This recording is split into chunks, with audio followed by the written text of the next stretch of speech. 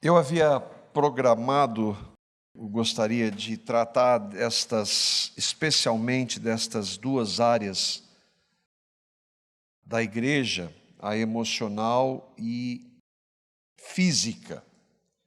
Mas não vai ser possível, nós vamos nos ater a um aspecto que é essa questão do cuidado da igreja físico. E se o Senhor permitir, na próxima ocasião, nós vamos falar da questão emocional. Nós estamos meditando sobre uma igreja local que glorifica a Deus. E esse tem sido o nosso desejo aqui, como parte da igreja de Cristo em todo o mundo. Nosso desejo é que a comunidade seja parte da igreja que honra e que glorifica o Senhor. Nós falamos isso na semana passada, no início, que nunca na história houve uma igreja local, nem mesmo aquelas que foram plantadas pelos apóstolos. O apóstolo Paulo mesmo plantou igrejas que hoje nem mais existem, tristemente. Nenhuma igreja atingiu plenamente ou conseguiu viver plenamente para a honra e glória do Senhor. Porque a igreja é composta de pessoas como eu e como vocês, que mesmo tendo crido no Evangelho, ainda somos limitados, muito limitados. Somos pecadores, somos falhos. E é por essa razão, então, que nós não conseguimos viver plenamente para a glória do Senhor como igreja. Mas este deve ser o nosso alvo. Paulo disse que ele não havia atingido a perfeição. Ele não atingiu a perfeição. E ele sabia que jamais atingiria a perfeição nessa realidade. Mas ele a almejava, ele desejava, para a honra e para a glória do Senhor. A igreja de Corinto, por exemplo, ela foi corrigida pelo apóstolo Paulo. As igrejas do Apocalipse foram chamadas ao arrependimento, inclusive pelo próprio Senhor Jesus. Então seria muita ingenuidade e muita soberba, orgulho, nós pensarmos que nós, como parte da igreja do Senhor, vamos atingir plenamente esse estado de, em tudo que nós fazemos, glorificarmos o Senhor. Mas nós devemos pensar, nós como comunidade, como nós estamos. Como nós que somos parte da igreja de Cristo estamos. E aqui é para todos nós, para nós, os irmãos que ministram aqui, os irmãos da diaconia, de louvor, da transmissão, dos ministérios com as crianças, daqueles que ainda não estão envolvidos diretamente, mas que são membros, que creram no Evangelho, que escolheram a comunidade como parte da igreja que querem estar, como todos nós estamos vivendo como igreja. E nós precisamos fazer esse exame, e esse exame, autoexame, não é à luz daquilo que nós achamos, mas do que Deus estabeleceu em sua palavra. E nós já vimos algumas características de uma igreja local que glorifica a Deus. Vimos que se essa igreja ela tem como alvo honrar o Senhor, ela deve, acima de tudo, amar a Bíblia, a palavra de Deus, porque tudo que Deus tem para a igreja dele está na palavra dele, inspirada pelo Espírito Santo. Então nós devemos nos pautar, tudo que fazemos devemos ter como base a Escritura, amar a palavra de Deus. A Bíblia é a palavra de Deus. Hoje o Flávio foi muito feliz no título que ele deu na mensagem. que nós só podemos crer na Bíblia como palavra de Deus mediante a ação do Espírito Santo. Senão, nós vamos achar que a Bíblia, como muitos acham, é um livro cheio de falhas, composto por homens. Não, a Bíblia é um livro, mas ela é a palavra de Deus. O segundo ponto, que uma igreja que almeja glorificar o Senhor, é que ela deve proclamar o Evangelho constantemente, fazer um anúncio do Evangelho de maneira constante. E ela deve, não somente isso, tudo que ela fizer deve ter como base o Evangelho. E eu quero crer que pela graça de Deus nós temos caminhado nesse sentido.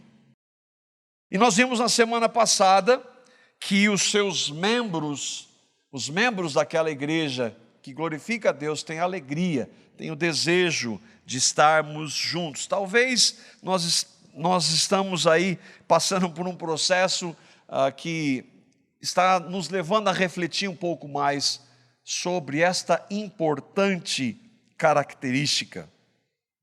Mas hoje eu gostaria que nós pudéssemos ver uma quarta, que é que uma igreja local que honra e que glorifica a Deus, ela ama e cuida de seus membros, tanto na área espiritual, como na emocional ou na física.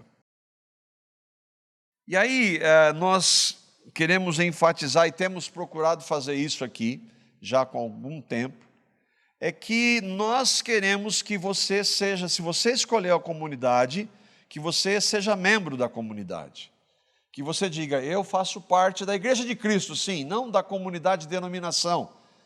Mas não tem como desvencilhar, ser parte da Igreja de Cristo e ficar isolado, porque Deus estabeleceu as igrejas locais como reflexo da Igreja universal, não a universal que nós conhecemos, mas da Igreja invisível. Então é importante que cada um de nós congregue regularmente com um grupo de irmãos. E é nesse sentido que nós queremos tratar hoje também. É importante que nós caminhemos juntos.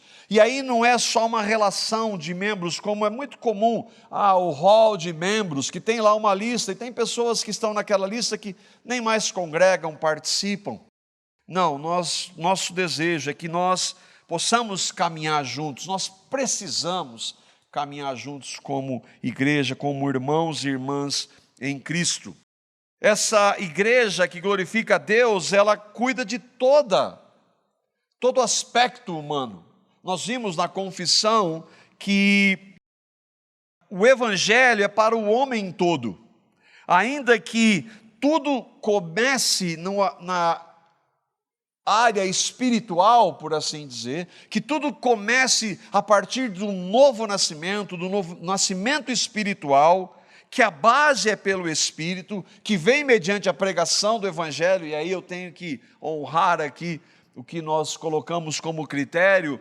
O que é o Evangelho? Proclamar o Evangelho para você.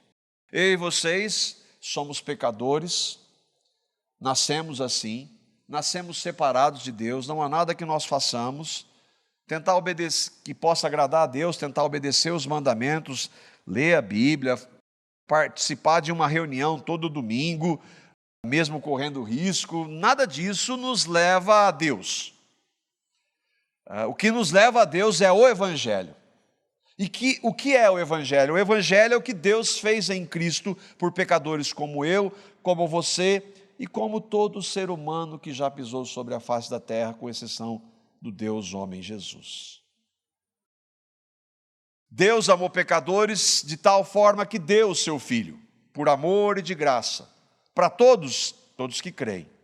Por isso é importante que você creia, que você entenda e confesse e creia. Eu creio em Cristo, que lá naquela cruz Ele morreu pelos meus pecados, Ele derramou seu sangue para me purificar, na sua ressurreição Ele me deu uma nova vida. Eu creio que quando Cristo morreu naquela cruz, Ele me fez morrer, como nós lemos aqui Paulo no começo, e que Ele me deu a sua vida, que agora Cristo é a minha vida, meu Senhor e Salvador. Eu me arrependi dos meus pecados, porque o Espírito Santo me levou a me arrepender deles. Eu creio no Evangelho. E esta é a base para qualquer outra área ou qualquer outro ensino na igreja. A base é espiritual. O novo nascimento é algo espiritual. Não pode ser produzido pelo homem, como nós estamos vendo na confissão domingo pela manhã, que é uma ação do Espírito de Deus que leva pecadores a crer no Evangelho. Nenhum homem tem o poder de fazer isso. Mas o Novo Testamento é claríssimo em dizer que a igreja cuidava da questão física, que a igreja se cuidava emocionalmente e fisicamente.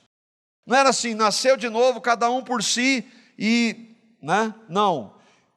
Nós precisamos caminhar juntos, nós precisamos nos amar, nos exortar, nos cuidar. E a igreja local, ela precisa desenvolver isso nas áreas emocional e na área física. Infelizmente, sempre houve na história da igreja erros dessa compreensão. Houve aqueles que eram os espirituais e que se isolavam. Também houve aqueles que, em contrapartida, dizendo, não, a igreja tem um papel para este mundo, e aí vieram teologias, como por exemplo a teologia da libertação, que diz que o evangelho é para os pobres, e que tem um aspecto somente social. Não. Por consequência da realidade espiritual, ele atinge o social, mas jamais pode se inverter esse caminho. Há de um lado hoje os evangelhos, entre aspas, extremos, como o da prosperidade, o da confissão positiva, da cura, aquele que nega o sofrimento. E do outro lado há hoje, bastante comum, o evangelho das minorias, dos pobres, negros, da ecologia, justiça social. Sempre houve esses erros na história da igreja, e nosso tempo não está isento disso. Mas a nossa base nunca deve se pautar, e quando a gente faz isso a gente erra, é por isso que nós erramos, em ideologias humanas, porque de qualquer forma, entendamos, qualquer forma ideológica humana, sejam hoje os termos populares, conservadores ou progressistas, se forem pautados no homem, e elas são maculadas pelo pecado. Qualquer ideologia humana é maculada pelo pecado. Por isso que a nossa base deve ser a Escritura. E uma igreja local que glorifica a Deus, ela cuida sim da parte emocional e da parte física. Eu queria ver com vocês hoje essa parte física. O que é cuidar da parte física? Nós tratamos, nos primeiros estudos, da questão espiritual. Eu espero ter deixado como base, mas hoje eu gostaria que nós pudéssemos então ver da questão física, de como nós devemos nos cuidar da igreja. Ela deve se cuidar nesse aspecto. Eu disse que na história da igreja sempre houve e há extremos. Se nós espiritualizarmos tudo, nós não vamos cuidar uns dos outros. Por outro lado, se nós só priorizarmos as realidades desse mundo, nós vamos ser como qualquer instituição que se oferece a fazer isso. Só a igreja pode transformar genuinamente pessoas por meio da pregação do Evangelho. E ao falar de cuidar das necessidades, nós precisamos também estabelecer algumas prioridades. O primeiro texto que nós vamos ver, que a palavra estabelece, é Gálatas capítulo 6, versos 9 e 10. As igrejas da Galácia, uma região em que Paulo havia lançado o evangelho e plantado igrejas ali, e agora ele escreve alguns anos depois, e ele está falando ali para os cristãos. Ele diz assim, Gálatas 6, 9 e 10, ele diz: não nos cansemos de fazer o bem, porque a seu tempo ceifaremos, se não desfalecermos. Por isso, enquanto tivermos oportunidade, façamos o bem a todos, e aí a prioridade, mas principalmente aos da família da fé. Irmãos, é imprescindível que a gente entenda o segundo item do nosso estudo, que é tudo que uma igreja que glorifica a Deus tem que ter como base o Evangelho. Tem que ter como base o Evangelho. Qualquer ação da igreja tem que ter Cristo, a cruz, o Evangelho como base.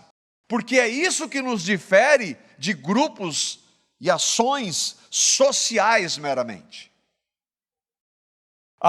Esta base do Evangelho nos difere, por exemplo, de outras religiões. Essa base do Evangelho nos difere, por exemplo, de organizações humanas. Essa base, o Evangelho, nos difere de profissionais. Por exemplo, de outras religiões, como espíritas, budistas e muçulmanos, que não têm a base como o Evangelho, que praticam obras para obter alguma coisa da parte de Deus. Toda religião, ela tem essa mensagem: faça algo para receber algo de Deus, ou deixe de fazer algo, e depois, no final da sua vida, Deus vai medir como é que você foi, para que você possa, então, ser aceito por Ele. Não, isso não existe. A nossa base é o Evangelho, é aquilo que Cristo fez. Profissionais podem ajudar, assistentes sociais, psicólogos, médicos, podem ajudar pessoas no âmbito físico, emocional. Organizações podem ajudar pobres, doentes, podem aconselhar pessoas. Eles podem sim ajudar. Mas para Deus, essa ajuda fora do Evangelho não vale absolutamente nada. Isso é uma das razões porque o mundo odeia a igreja, por causa da exclusividade do Evangelho, por causa da exclusividade de Cristo. O Deus da Bíblia, que veio tratar com os pecados em Cristo, veio tratar inclusive com a justiça própria. Porque não se engane, as pessoas que fazem qualquer coisa boa, entre aspas, à parte do Evangelho, não estão fazendo algo genuinamente bom. Há algum interesse por trás. Por mais que aquela pessoa consiga, a organização consiga camuflar aquilo. Ações do homem fora do Evangelho, para Deus não tem valor algum, e não tem valor espiritual, que é a base. Você está dizendo então que só porque uma pessoa não é cristã, se ela ajudar aos outros, não conta nada para Deus? É isso que você está dizendo? Eu falei, é exatamente isso que eu estou dizendo. Não, eu não, a Bíblia. Não importa o que quem quer que seja faça, organização, pessoa, religião, fora do Evangelho, para Deus não vale absolutamente nada. A pessoa ajudada, ela vai até ter um benefício temporário. Claro que sim. Eu gosto sempre de usar aquele exemplo você tem lá uma pessoa e você vê duas pessoas chegando e tem duas pessoas lá em necessidade. E uma dá uma cesta básica, o João dá a cesta básica e o José dá a cesta básica para os dois. Aquela cesta básica ajudou aquela pessoa em necessidade? É claro que sim. É um benefício temporário. Mas aquilo ali tem o poder de transformar aquela pessoa? Não. Daqui 100 anos, 1000, 1 milhão de anos, o que aquele ato fora do Evangelho vai valer? Absolutamente nada. A não ser que um deles tenha feito aquilo, levado e motivado pelo Evangelho. Aí é diferente. Mas como é que você pode dizer uma coisa dessa? Você consegue entender isso? Se você não entende, eu sugiro que você leia a Escritura. Ela fala disso do início ao fim. E as palavras que ela tem para nós, para aquilo que nós fazemos, a parte de Cristo, elas são bem ofensivas. Por que você está dizendo isso? Porque, por exemplo, se você pegar o Sermão do Monte, as bem-aventuranças que Jesus trouxe, e aí dizer, olha, bem-aventurados os pacificadores, então eu vou procurar ser um pacificador. Eu vou tentar obedecer aquilo ali a partir de mim mesmo. Você está pegando uma fala de Jesus e vai tentar a partir de você, aquilo lá vale alguma coisa? Não, não vale. Porque aquilo ali tem que ter como base o Evangelho. Se você pegar o que Paulo está dizendo aqui, não canse de fazer o bem. Eu vou tentar ajudar as pessoas agora, das mais diversas formas. Sem o Evangelho, você não está entendendo o que a palavra de Deus diz. Sem ter crido no Evangelho, e por isso que nós vemos em todas as cartas, primeiro há um ensino da realidade espiritual do Evangelho, para que depois possa haver consequências do Evangelho na vida da pessoa, ou as boas obras que Deus preparou, como a palavra diz. Se não houver o Evangelho, sabe o que vale para Deus? Como eu mandei no áudio essa semana, trapo de imundícia. Não vale nada. Sabe o que isso é para Deus? Obras mortas. Sabe o que isso significa? Não vale absolutamente nada para Deus. Mas o que isso tem a ver com o texto de Gálatas que você leu? Tem a ver isso, que na maioria das cartas que você vai ler e que nós vamos ler, sempre antes da prática, o fazer, vem a explanação do Evangelho. A necessidade que o homem tem de Cristo.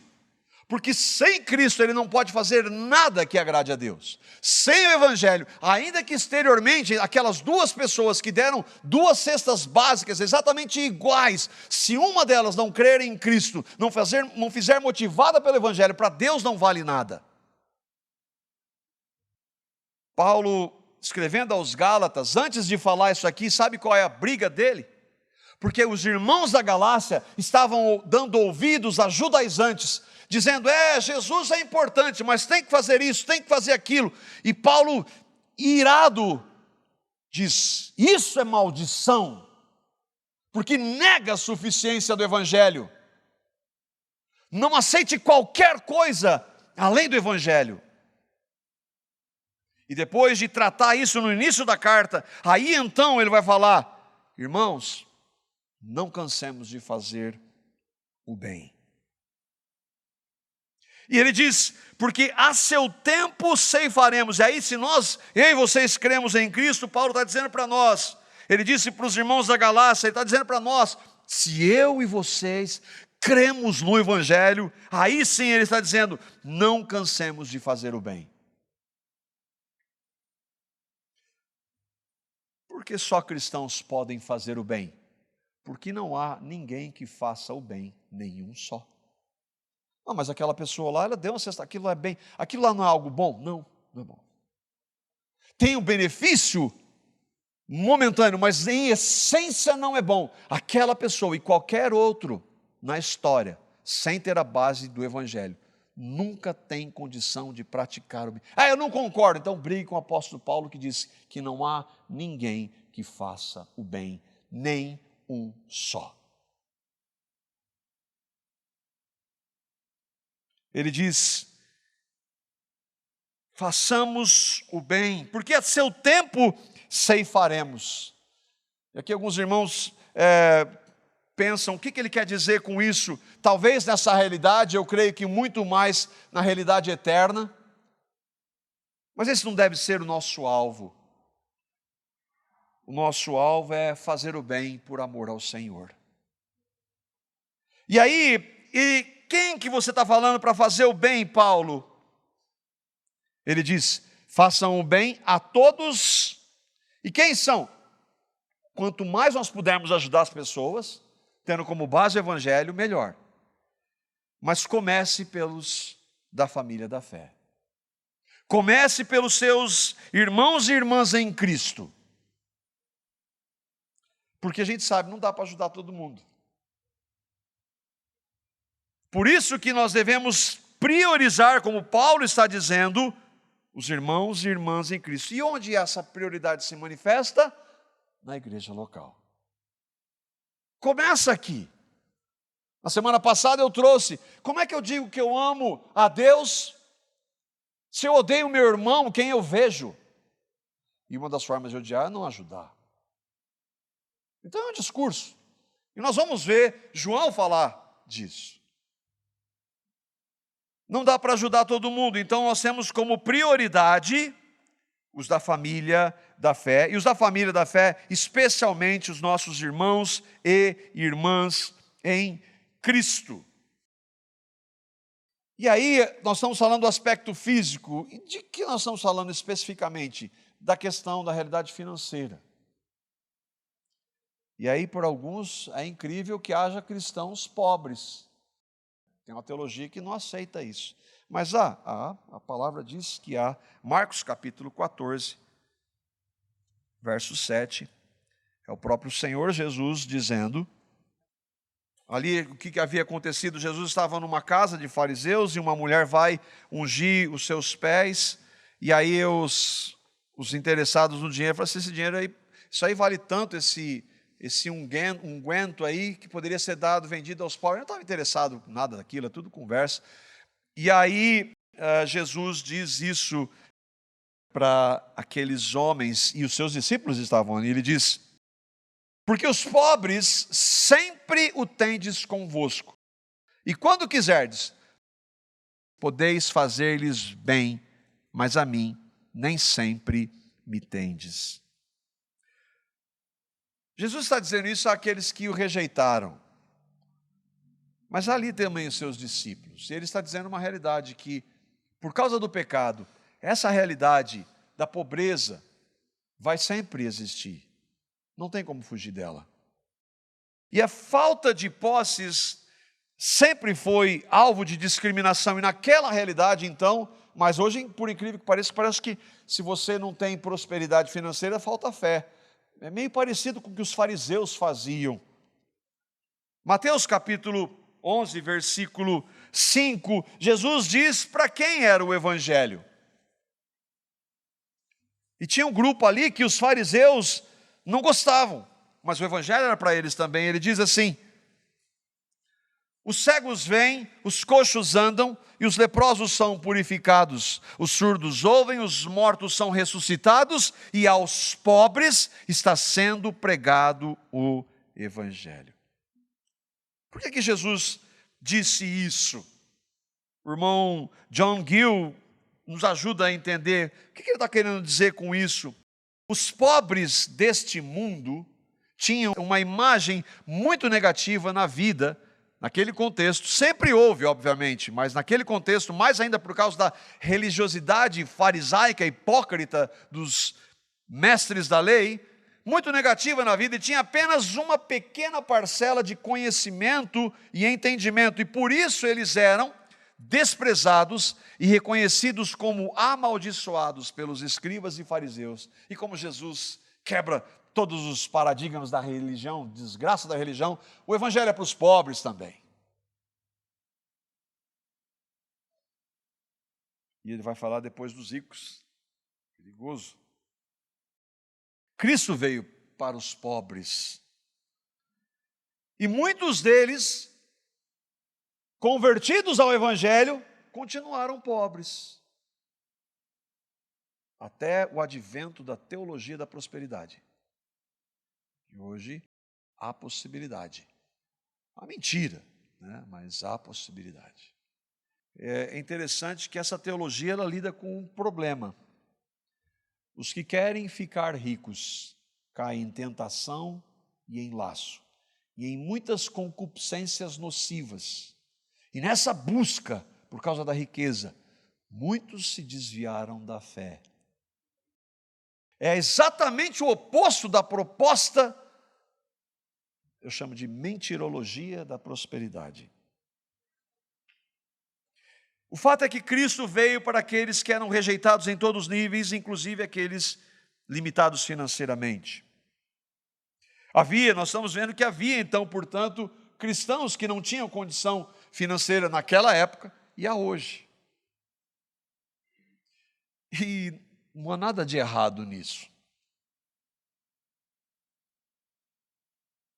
Gálatas capítulo 2, versos 9 a 10, Paulo também vai tratar sobre isso. Ele está lembrando do concílio de Jerusalém, onde houve a reunião lá dos cabeças, né, dos líderes que estavam lá, Pedro, João, Tiago, e Paulo creu no evangelho depois e foi se encontrar com eles anos mais tarde, dizendo do que estava acontecendo, do testemunho do evangelho sendo pregado aos gentios. Então aí Paulo diz isso.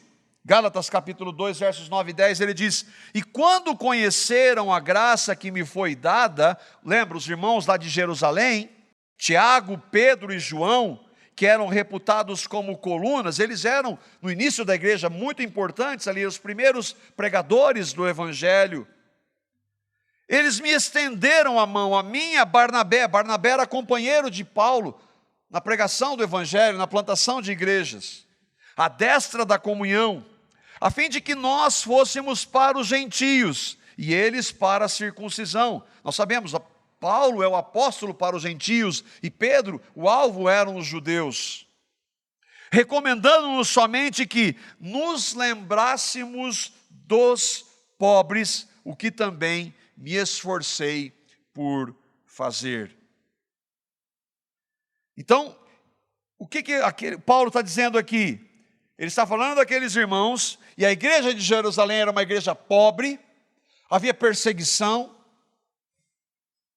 e aí então, eles apoiam a decisão de Paulo, tudo isso em termos humanos, mas isso é a direção do Espírito de Deus, para que ele anunciasse o evangelho aos gentios, e aí ele lembrasse, Paulo, não esqueça dos irmãos que não têm condição financeira. Ele está falando de crentes.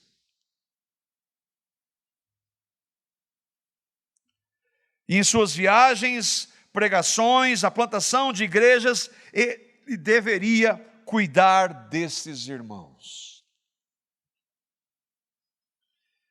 E ele diz isso também na carta aos Romanos. Romanos capítulo 15, versículo 26. Porque aprove a Macedônia e a Acaia levantaram uma coleta em benefício dos pobres dentre os santos que vivem em Jerusalém. A Macedônia e a Acaia eram regiões onde havia cristãos, igrejas cristãs. E eles então levantaram uma coleta para ajudar os irmãos da igreja de Jerusalém que estavam passando necessidade. Então, por isso que me deixa irado esse discurso de teologia da prosperidade, porque isso nunca fez parte da realidade da igreja. Isso é uma mentira. E quem fica próspero são os vigaristas que anunciam isso. Isso é para deixar que havia e há cristãos que têm menos condição financeira. E aí, é claro que para os da prosperidade, que é o problema, e um outro extremo, os da justiça social, que pautados numa ideologia humanista, querem igualar todo mundo, está errado também. Quem deve ajudar? Porque está claro que há irmãos em Cristo que têm mais necessidade. Quem deve ajudar? Os que têm condição de ajudar. É óbvio. Aqueles que têm mais condições financeiras. Mas tem rico entre crentes? Tem rico. A Bíblia mostra alguns. É possível ser rico e ter nascido de novo? É difícil, de acordo com Jesus, mas é possível. Mateus capítulo 19, versos 23 e 24. E aí, como é que eu tenho bastante dinheiro, como é que eu sei se eu nasci de novo? Como é que você administra o dinheiro? Você vai saber se o evangelho realmente produziu vida em você. Diz assim, então, Mateus 19, 23 e 24. Então Jesus disse aos seus discípulos: com toda certeza eu vos afirmo que dificilmente um rico entrará no reino de Deus. Por que ele falou isso? Porque lembra do jovem rico que fazia tudo? Jesus conhecia o coração, você ama o dinheiro, larga tudo e vem para mim. Não, aí, o dinheiro aí não, tá. O dinheiro é muito importante, foi embora. Por isso que Jesus disse isso. Não está falando contra a riqueza, está falando contra aqueles que amam o dinheiro. E aí ele diz: eu lhes digo mais, é mais fácil passar um camelo pelo fundo de uma agulha do que um rico entrar no reino dos céus. E aí alguns irmãos tentam, o que significa esse fundo de agulha? Há um debate, mas se nós formos ver, o que Jesus está querendo dizer é exatamente isso que eu e vocês entendemos. O fundo da agulha é um buraquinho da agulha e passar um camelo ali. Não é a ideia de uma portinha pequena que um camelo conseguia com muito esforço passar. Jesus está querendo dizer que o dinheiro, que é um Deus, um falso Deus, atrai tanto que as pessoas acabam adorando e amando o dinheiro e não querem saber de Deus. Então a questão é a avareza, o pecado da avareza, que era o caso daquele jovem rico. Havia cristãos que tinham posses. Mateus 27, 57, Jesus está falando que foi um irmão que usou de suas posses, da sua influência, ainda que a palavra diz que ele era meio camuflado, mas o texto é claro em dizer que ele cria no Senhor, ele era discípulo de Jesus. Mateus 27, 57 diz assim: caindo a tarde, veio um homem rico de Arimateia, chamado José, que era também discípulo de Jesus. José de Arimateia é aquele que conseguiu, então, uma sepultura para o Senhor. Era alguém que tinha posse, discípulo de Cristo. Alguém muito influente. O relato desse texto, ele visa mostrar a influência que José de Arimateia teve para conseguir de Pilatos aquilo. Mas o texto está mostrando que ele tinha condições financeiras. E nem por isso ele não era considerado um discípulo de Jesus. Paulo está escrevendo para Timóteo, que era um pastor que deveria cuidar de pastores de igrejas locais. E aí ele manda muito claramente Timóteo exortar um grupo específico de cristãos. Veja, Timóteo era filho da fé de Paulo e cuidava de algumas igrejas, pastoreava alguns pastores. E Paulo escreve para Timóteo: olha, tem um grupo específico que eu quero que você exorte. 1 Timóteo capítulo 6, versos 17 e 18.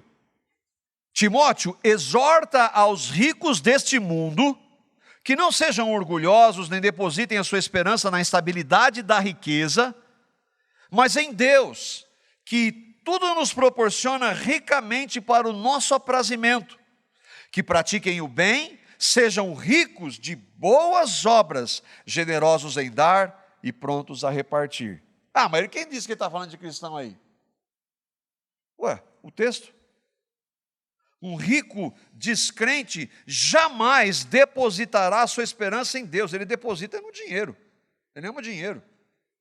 Um rico descrente jamais vai praticar o bem, lembra? Não há ninguém que faça o bem.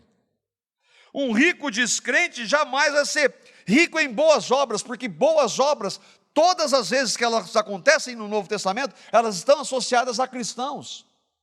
O que nós fazemos fora de Cristo são obras mortas, trapo de imundícia. Então ele está dizendo que aqui, Timóteo, para os irmãos que têm posses aí nas igrejas, exorta para eles, que eles devem ajudar. Quem deve ajudar, portanto? Os que têm recursos. Aí tem algum, então é só os que têm muito. Não, não é. Paulo vai falar isso para os cristãos de Corinto. 2 Coríntios, capítulo 8, versos 1 a 4. E aqui é maravilhoso esse testemunho. Ele diz assim: irmãos, eu usei especialmente na nova tradução da linguagem de hoje, ficou muito claro esse texto. Diz assim: irmãos, queremos que vocês saibam o que a graça de Deus tem feito nas igrejas da província da Macedônia. Lembra que ele já tinha citado Acaia e Macedônia? Os irmãos dali têm sido muito provados pelas aflições por que têm passado. Mas a alegria deles foi tanta que, embora sendo muito pobres, ou em algumas versões, estando em extrema pobreza, eles deram ofertas com grande generosidade. Afirmo a vocês que eles fizeram tudo o que podiam e ainda mais, e com toda boa vontade pediram com insistência que os deixássemos participar da ajuda para o povo de Deus da Judéia, lá de Jerusalém. E eles insistiram nisso. Não é maravilhoso? Quem faz isso? Só o Evangelho faz isso. Só o Evangelho faz isso. Não precisa explicar, né? Irmãos em profunda pobreza, nós queremos ajudar, mas irmãos, vocês estão passando necessidade aí, mas nós queremos ajudar os nossos irmãos. E Paulo testemunha isso para aquela igreja de Corinto, que tinha tudo. Qual a motivação? O que deve levar uma pessoa a ajudar? Galardão, salvação. João, primeira carta dele, capítulo 3, versículos 17 e 18. Lembra que nós estamos dizendo que a igreja local, ela cuida fisicamente. E fisicamente, na nossa realidade, tem implicações financeiras. De nós ajudarmos irmãos e irmãs que passam necessidade. Qual a motivação? Olha o que João diz.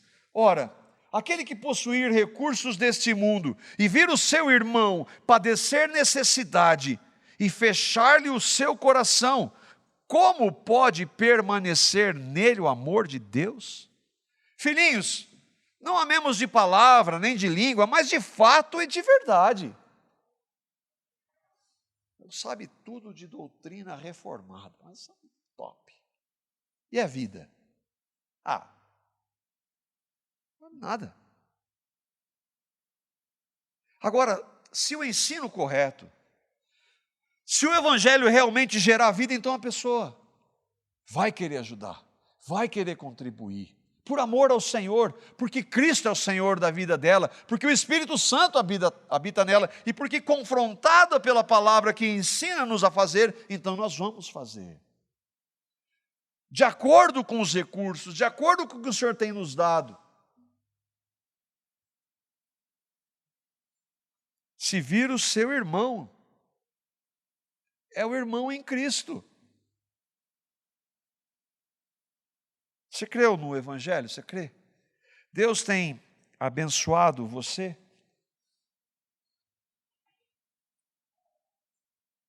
Você pode desfrutar do que Ele tem concedido? Claro que pode, se Ele tem te abençoado. Mas você não vai investir nada no reino? Não vai apoiar e ajudar irmãos que você sabe que precisam? Você deve reconsiderar a sua experiência. Eu conheço gente que muito rica, não participa de igreja não, porque lá na igreja tem muita coisa errada. Será que é porque tem muita coisa errada? Como disse Augusto Nicodemos, o último órgão do corpo a ser convertido pelo cristão é o bolso. Nós todos temos, o irmão Barba da Igreja Batista, ele fala uma coisa que eu gosto muito. Todos nós amamos o dinheiro, a questão é que varia a intensidade. E Cristo precisa quebrar isso. Eu não vou congregar numa igreja não, porque aquela igreja não serve para mim. Há pecados que são difíceis de detectar e um deles é a avareza. A mentira é fácil, o roubo é fácil, adultério é fácil, a avareza é muito difícil de detectar. Mas mesmo que a gente não consiga detectar, Deus consegue. E os avarentos não herdarão o reino de Deus. É avarento aquele que ama o dinheiro. Os avarentos não herdarão o reino de Deus. Se você avarento está com problema, leia 1 Coríntios capítulo 6, verso 10. Mas há graça e misericórdia, inclusive, para avarentos. Então nós devemos ajudar todo cristão que está em necessidade? Também temos que olhar para a Escritura. Necessidade é uma coisa, mas na igreja sempre teve, lembra, a igreja sempre foi composta de pessoas com dificuldades, limitações, e tinha aqueles que não queriam trabalhar não. Mas aí também a palavra tem um tratar carinhoso, gracioso. 2 Tessalonicenses, capítulo 3, versículos 6 a 12. O Evangelho é muito prático. O Evangelho trata com a vida. E aqui Paulo é contundente. não precisa para ser um teólogo, doutor, para entender o que Paulo está dizendo aqui, é absolutamente claro. Ele diz assim: nós vos ordenamos, irmãos, em nome do Senhor Jesus Cristo, que vos aparteis de todo irmão que anda desordenadamente, e não segundo a tradição que de nós recebesse. O que é andar desordenadamente nesse caso, Paulo? Pois vós mesmos estáis cientes do modo que vos convém imitar-nos, visto que nunca nos portamos desordenadamente entre vós. Mas o que é desordenadamente, Paulo? Nem jamais comemos pão à custa de outrem, pelo contrário, em labor e fadiga, de noite e de dia, trabalhamos, a fim de não sermos pesados a nenhum de vós.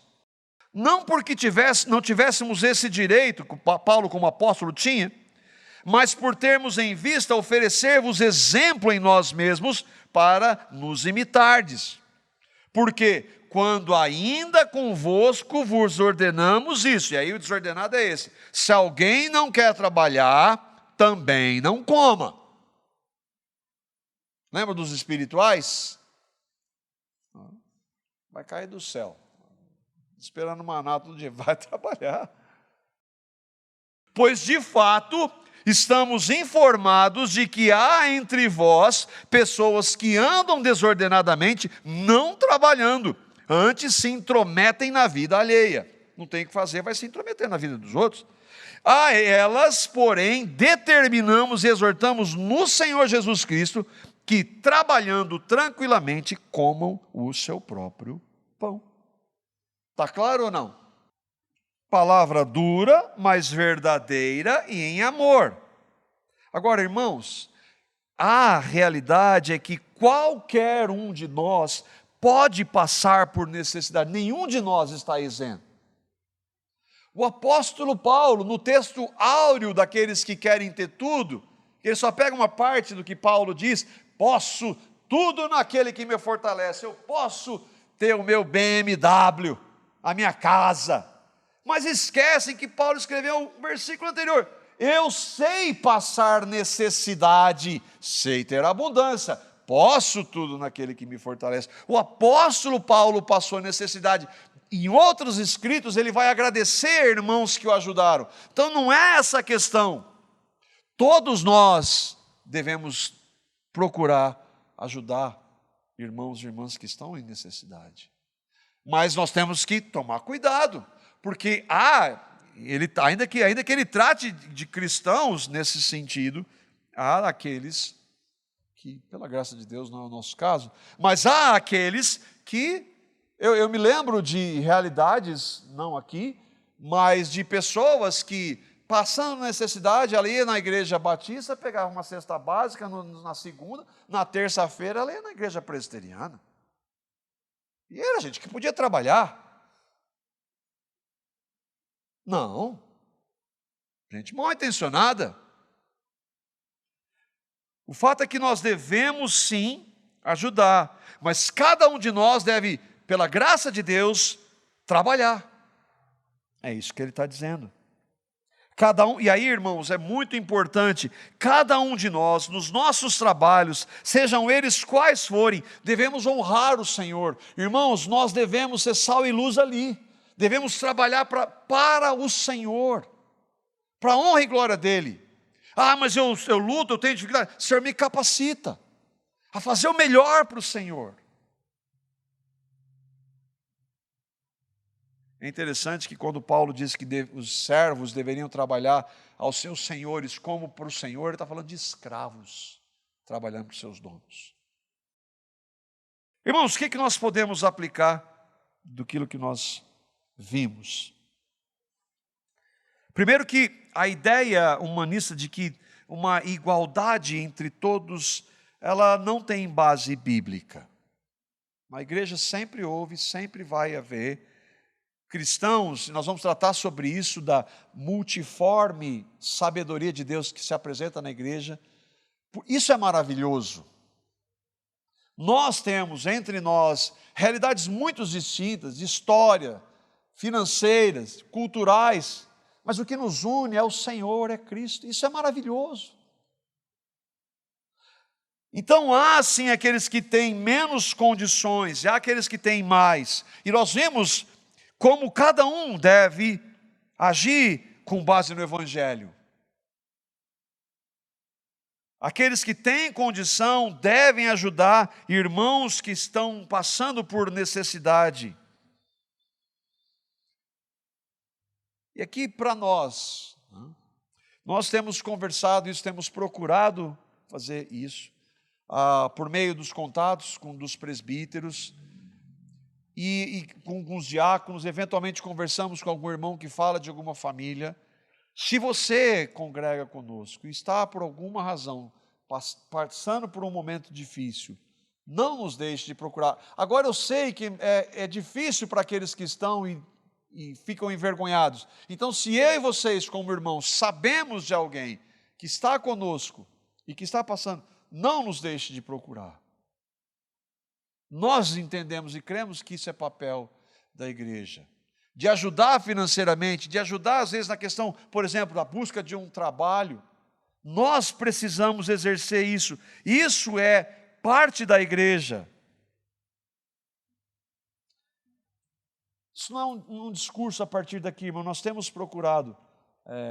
Eventualmente, algumas semanas, ouvimos de uma família que estava precisando, com uma necessidade. Nós entramos em contato com aquele irmão. Ele falou: não, irmão, graças a Deus eu estou fazendo alguns trabalhos aqui, eu estou conseguindo equilibrar as contas. Irmão, se você precisar, a gente vai ajudar. Então, entre nós aqui, nós devemos exercitar isso, que é característica, que é reflexo do Evangelho. Quando você dizima e oferta aqui, nós temos procurado desenvolver isso, ajudar. E você tem responsabilidade como membro aqui de nos ajudar e de nos cobrar se nós não estamos cuidando. É nosso papel esse, sermos mordomos. Nós desejamos fazer isso. Nós não fazemos de maneira perfeita, mas nós desejamos fazer. Que o Senhor nos capacite a cuidar não somente da questão espiritual como igreja, mas também da necessidade física, financeira uns dos outros. Que a gente possa exercitar isso como igreja. Que o Senhor nos dirija e nos capacite. Amém?